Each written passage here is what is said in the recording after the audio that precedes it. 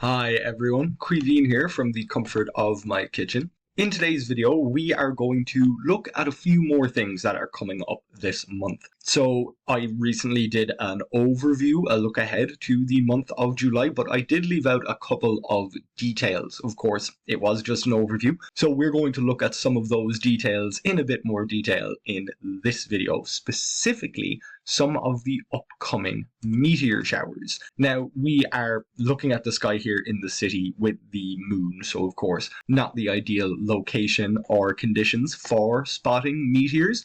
And this early in the month, we're not going to have too much luck anyway. So we can see, of course, the anti-helion point where the kind of background meteors often come from. There's normally about 10 meteors an hour going to pass across the middle of the sky. A zenith hourly rate of 10 is kind of the baseline that we normally have here on Earth.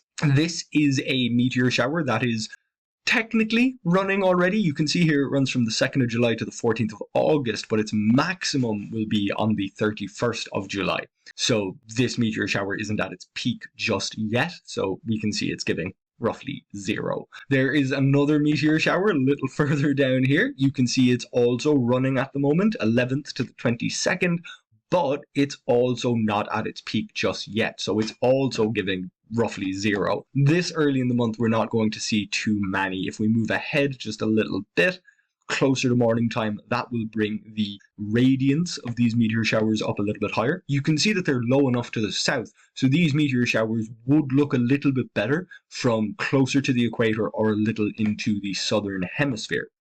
But that's okay. We're still going to get some meteors here as well. Now, this is the Perseids. They are technically coming up, but we can see here, although they run from the 16th of July to the 24th of August, they're not going to peak until the 12th of August. So we're not going to get that 100 anytime soon. Well, early August is reasonably soon, but we're not going to get it this month. If we keep pushing ahead, we'll see the moon will come into view, and we get a couple of other meteor showers popping up as well. The Gamma Draconids up here, you can see they're peaking in late July, very short run, but also not contributing a lot of meteors to the sky. And the radiant of these Pisces Australis, they're very low down and also not adding quite a lot. You can see that they're peaking later in the month, both of these on the 31st of July. So we'll keep pushing forward.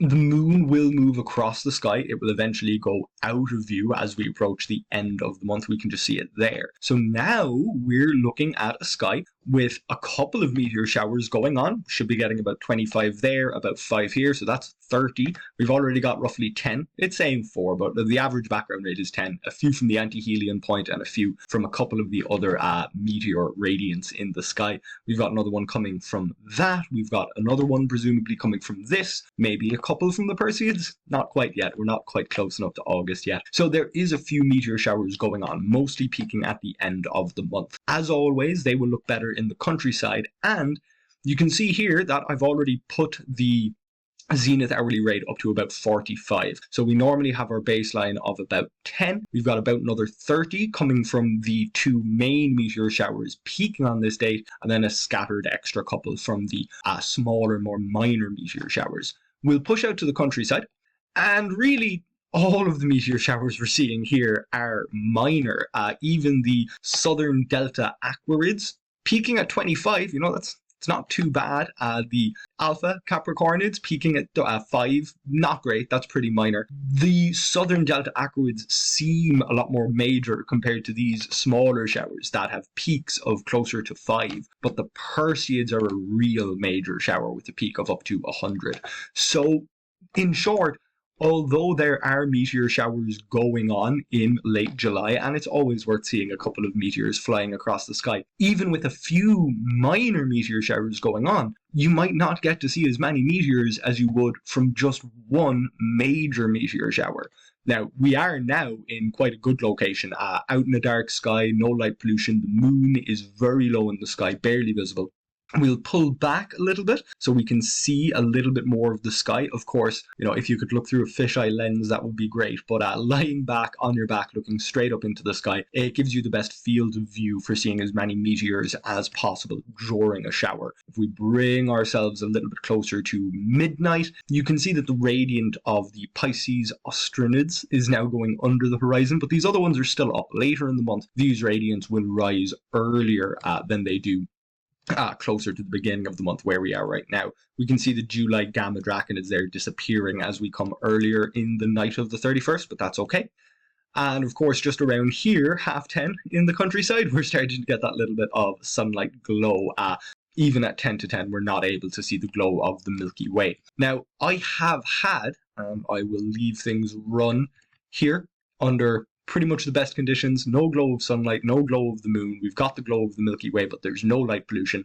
I have had the rate of stars at 45 for this whole video, and I haven't seen a single meteor.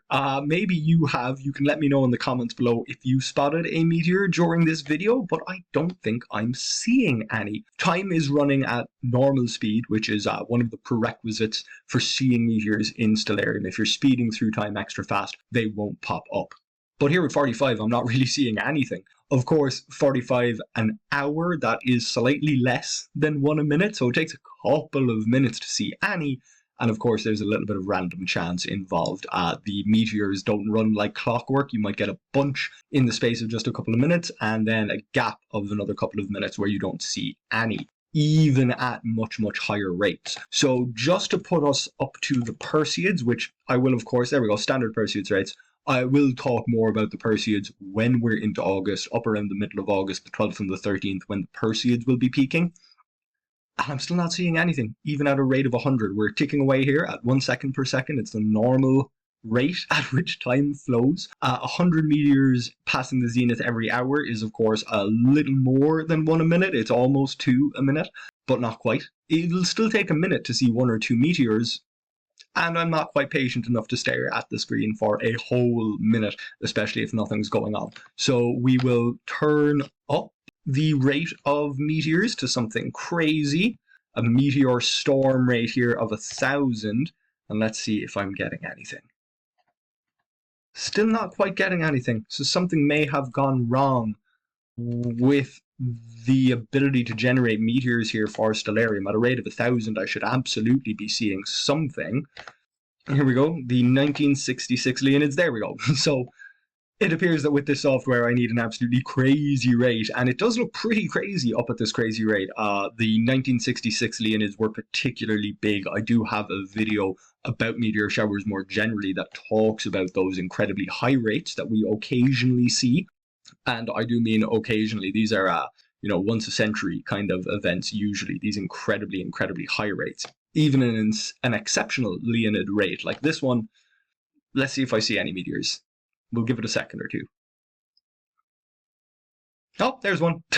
So there's one. Another one, I think, just over there. So we are getting, we're getting a couple of meteors at this rate. We're definitely seeing a few. They just happen to be a little bit short. There was a big one. It's not too bad. So you can see that to really notice meteors quite quickly in the sky, you need to have a very high rate. Our rate of 45, which is, much higher than the normal baseline rate. It's still not quite enough to show a lot of meteors. So my recommendation when it comes to looking for meteors is to get out. You don't need a telescope. Focusing in on one small area of the sky will only hinder you. But if you get out, lie back, take a big view of the sky, and, also do something else. Listen to some music, maybe have a barbecue, a nighttime barbecue, a star party, something that makes sure you're out for long enough. There'll be enough times where you're looking at the sky that you'll get some chance of seeing something.